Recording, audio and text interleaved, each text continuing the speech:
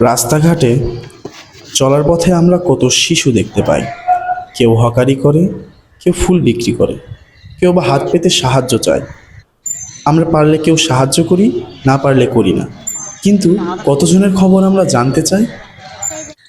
আজ জানবো আলামিন এবং রাকিবের গল্প। আচ্ছা, তোমরা কি করো? আমরা এই যে বেলুনের হকারি করি, এটা আপনাদের যদি আমাদের মালিক আছে, তো মালিকের কাছে আমরা যদি 20টা যদি সারাদিনে বেশি, তাহলে 200 আসবো। তার মধ্যে মালিকের 100, আমার 100। মানুষের কাছে তো হাত পাতা যাবে না, হাত পাতলে মানুষের কাছে হচ্ছে না। আমরা আগে হাত পাতা খাইছি, লজ্জা লাগে, মানুষ শরম দেয়। ওই জন্য বেলুনের ব্যবসা ধরছি। যেটা এখন আল্লাহ দেয় সেটাই আমার সুবিধা আদায় করে। দুজনের রক্তের সম্পর্ক না হলেও একই রকম ভাগ্য তাদের মধ্যে সম্পর্কের ভিত্তি করে তুলেছে। আমাকে আবু ছোটবেলা মাদ্রাসা দিয়েছিল। এক কারণে আবু গন্ডগোল হওয়াতে আমি অনুষ্ঠান চলে যাই, বাড়িতে থাকি না, খালি ঘুরি, বুঝছেন। আর সৎ মতো দেখতে পারে না, ওই জন্য আমি এই থেকে পড়ে থাকি।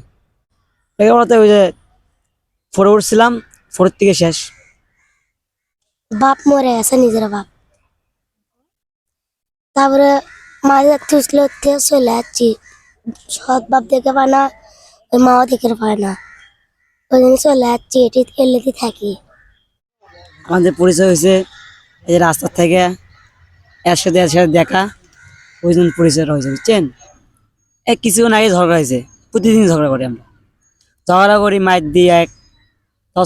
ছোট ভাইয়ের মধ্যে ভালোবাসি,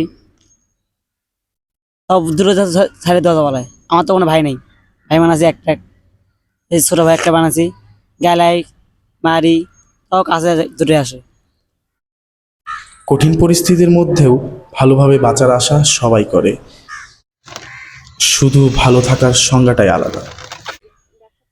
নিজের একটা ব্যবসা দেখলে নিজেরা ভালো লাগে, মানুষের দূরে বক্সলা লাগে না। আমি আগে কাজ করছিলাম হোটেলে, বুঝছেন।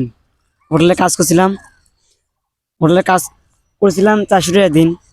ঠিক, যদি আমার যারা চা হোটেল থাকলে হয়, তাহলে আমি চা হোটেলের দোকান দিয়ে চা হোটেল করলাম হয়, চা বানানোটা পারি, তাহলে আমার কোনো আর মনে আর ধরতে থাকলো না।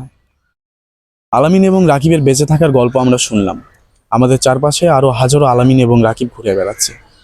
আমরা যদি তাদের থেকে বেলুন বা তাদের পণ্য কিনতে নাও পারি, তবুও আমাদের উচিত তারা কেমন আছে সেটা তাদের থেকে জিজ্ঞেস করা। Abu Rafi, north express news, Bogura.